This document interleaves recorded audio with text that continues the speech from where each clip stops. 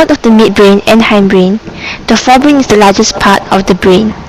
It is mostly made out of the cerebrum. Other structures found in the forebrain include the thalamus, the hypothalamus, the limbic system, pituitary gland, cerebral cortex, and the olfactory bulb. What is cerebrum? To recap, the cerebrum is divided into two cerebral hemispheres, connected by a mass of white matter known as the corpus callosum. Each hemisphere is divided into four lobes: the frontal, parietal, occipital, and temporal lobes. The surface of each hemisphere is made up of grey matter known as the cerebral cortex. What is cerebral cortex? It is the outermost layered structure of neural tissue of the cerebrum brain. What are its functions? Firstly, it acts as connections. The cerebral cortex is connected to subcortical structures and send information to them along efferent connections and receive information from them via efferent connections. Most sensory information is transmitted to the cerebral cortex via the thalamus. Secondly, it acts as sensory areas. The sensory areas are the areas that receive and process information from the senses. Thirdly, it acts as motor areas. They are shaped like a pair of headphones stretching from ear to ear. The motor areas control the voluntary movements, especially fine fragmented movements performed by the hand. Fourthly, it acts as association areas function to create a meaningful perceptual experience of the world, enabling us to interact effectively and support abstract thinking and language. What are some specialized characteristics of the cerebral cortex? It is folded to increase the surface area available within the skull. Inside the cortex is white matter, within which are a number of nuclei, grey matter, known as the basal nuclei. The basal nuclei receives information from the cortex to regulate skeletal movement and other higher motor functions. What is the thalamus? It is a midline symmetrical structure of two halves, sitting between the cerebral cortex and the midbrain. What are some of its functions?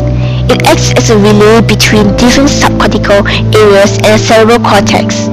Also, it plays an important role in regulating states of sleep and wakefulness.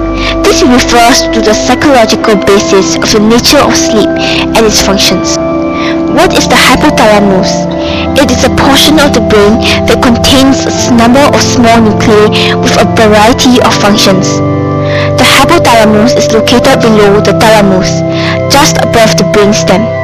It is roughly the size of an almond, responsible for certain metabolic processes and other activities of the autonomic nervous system. Its functions include, firstly, synthesizing and secreting hormones.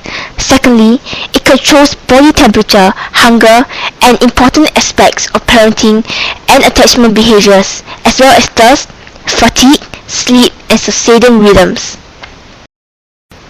What is the limbic system?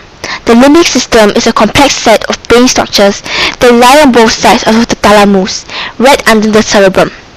It includes the olfactory bulbs, hippocampus, amygdala, anterior thalamic nuclei, fornix, columns of fornix, mammillary body, septum pellucidum, habenuclear commissure, cingulate gyrus, parahippocampal gyrus, limbic cortex, and limbic midbrain areas.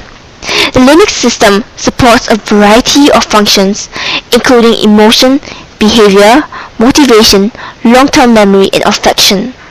It is primarily responsible for attentional and emotional processes, social processing, as well as spatial memory and learning.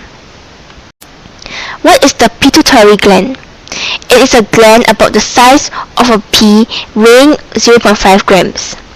It is a protrusion of the bottom of the hypothalamus, which is located at the base of the brain and rests in a small bony cavity covered by dural folds. Its function is that it secretes 9 hormones that regulate homeostasis, which is the property of a system in which variables are regulated so that internal conditions remain stable and relatively constant. What is the olfactory bulb? The main olfactory bulb has a multi-layered cellular architecture.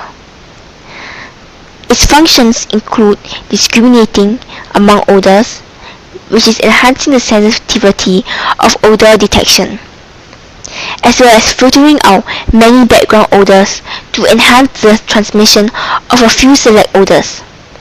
Next, it permits higher brain areas involved in arousal and attention to modify the detection or the discrimination of odors.